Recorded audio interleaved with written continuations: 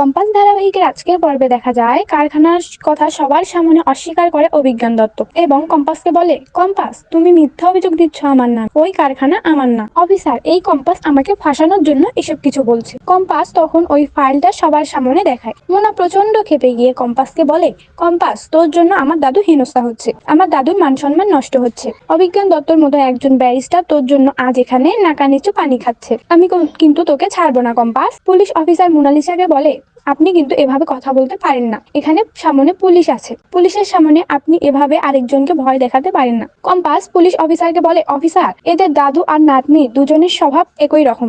দাদু যেমন আড়ালে ওই কেমিক্যালের কারখানা চালিয়েছে, একই ভাবে এ যে মূর্তি সরিয়েছে সেটা এই মোনালিসা। এই নোবেল ফিউচার কলেজের মান সম্মান নষ্ট করে আমাকে হেনস্থা করে সবকিছু ভেস্তে দেওয়ার প্ল্যান ছিল এই মোনালিসা। এটাই মোনালিসাই সরিয়েছে, আর সেটার প্রমাণও আমার কাছে আছে। শুনে চমকে যায় মোনালিসা, ভাবতে থাকে এ কি, ও আবারও কি প্রমাণ দেখাবে। অন্যদিকে মুক্তি চুপি চুপি আড়ালে সরে যায়। মুক্তি ভাবতে থাকে, এই ঝামেলার মধ্যে না থাকাই ভালো, যেহেতু আমি ছদ্মবেশে আছি কেউ আমাকে চিনতেও পারবে না, বাকিটা পরে দেখা যাবে।